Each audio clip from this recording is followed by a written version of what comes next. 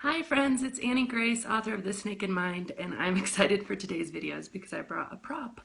But today's question is from Kirsten, and Kirsten asks me, she says, in one of your videos you said that you never had a rock bottom, so why don't you drink alcohol? Usually something has to happen for somebody to change. And it's a really good question. I did have a moment where I was sitting in the train station in London Heathrow International Airport, down at the bottom of the pits of the Heathrow Express. I'd gotten off the train. I was going to my gate, and it was after a week of a business trip in London, going home to my family.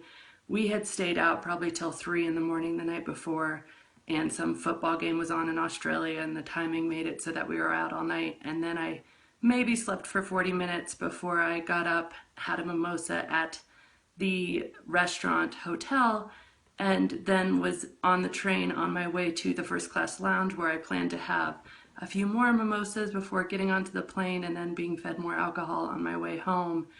And it just struck me how tired I was going to be and how miserable I was going to be when I went home. And I had this moment where I said, what happened?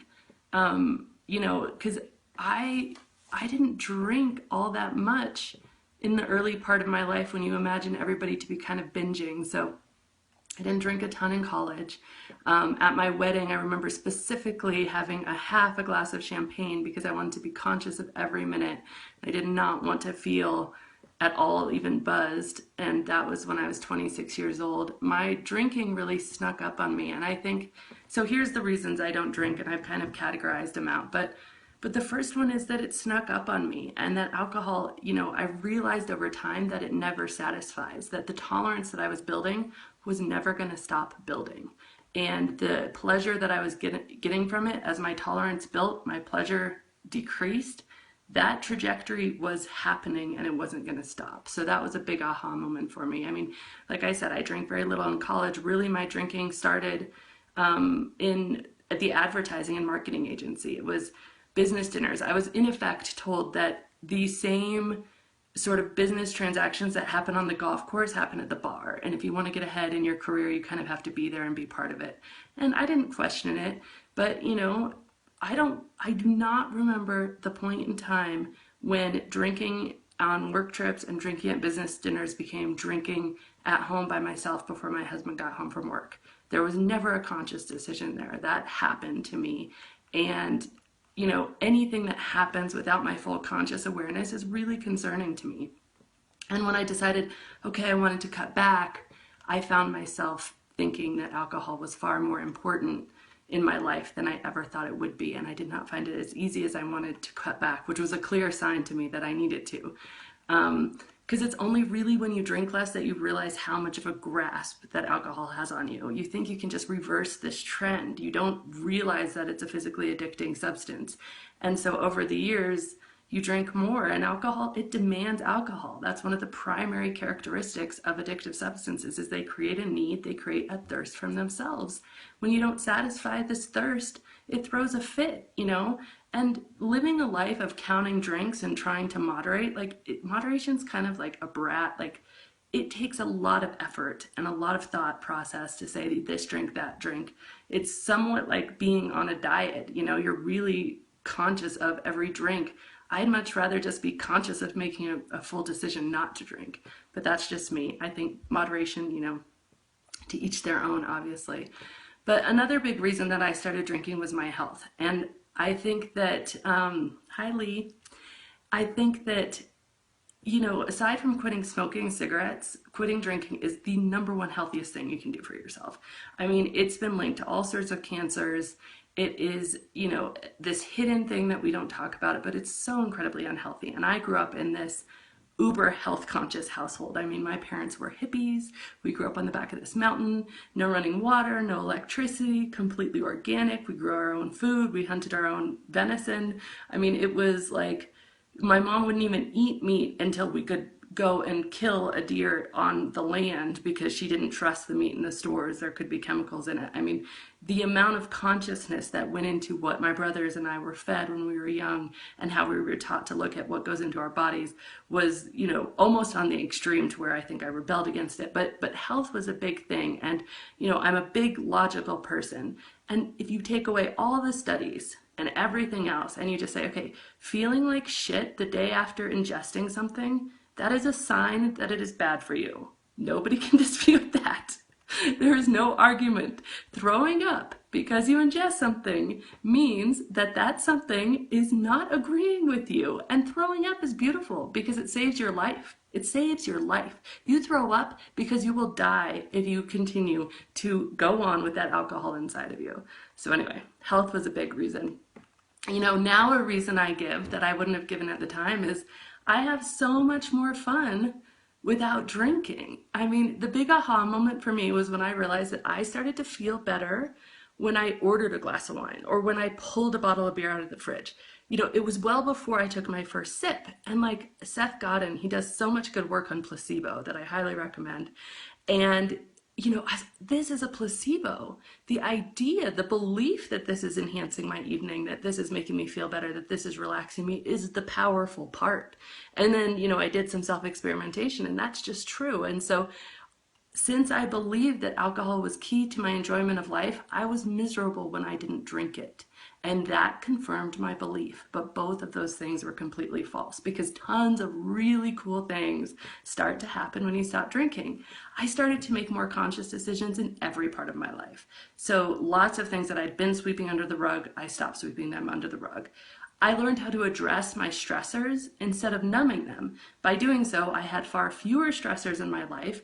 And I learned that, you know, Brene Brown, she says it best, you can't selectively numb. When you numb the stress, you numb the pleasure. So not drinking, you know, for a period of time, once the alcohol's cleansed out of your system, once you've got your head on straight that you don't need it, you become awakened and conscious to all these true pleasures. You know, like we had a dance party last night, listening to a song on repeat 7 times in a row.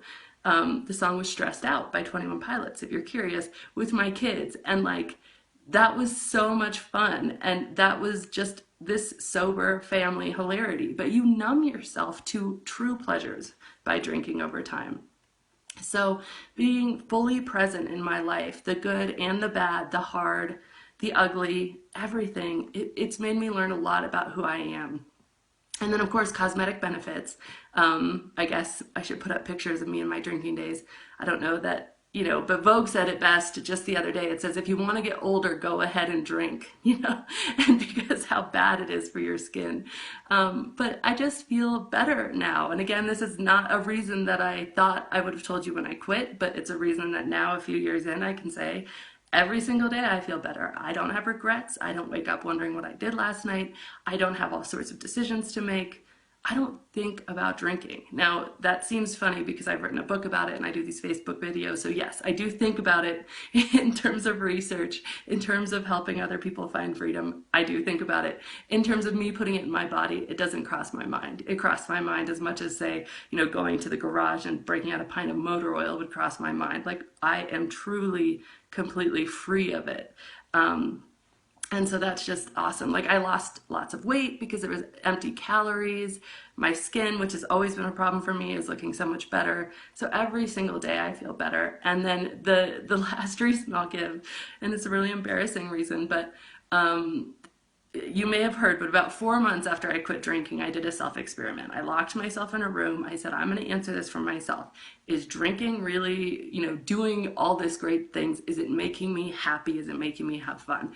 And so I took myself, my 4-month sober self, my iPhone, bottle of wine, and I locked myself in a room without any friends because I didn't want, you know, friends. Of course, friends are fun, you know, and I just locked myself in there and I got drunk in front of the camera. Oh my gosh, like, my jokes that I was telling that I thought were funny after, you know, 3 or 4 glasses of wine were so bad. The look around my eyes, this like glassy look, like it was not pretty. Like it made me stupid. Like my normal intelligent self, I still haven't brought myself to watch those videos all the way through. Every time I watch them, I have to turn them off because I'm so embarrassed that alcohol can do that to me and that it can make me look and act like that. You know, on the other hand, every time I do one of these videos, I always rewatch it. I show it to my husband, and you know, it's embarrassing to be on a video, but it's not embarrassing to be on a video like it was when I was drunk. And so it just made me dumb. My jokes got worse, my stories got, you know, scattered. It just made me dumb. And so here's my prop for this video. But basically, I think that adding alcohol to my life was like the black watercolor. So these are my kids' watercolors, and you can see I've removed the black.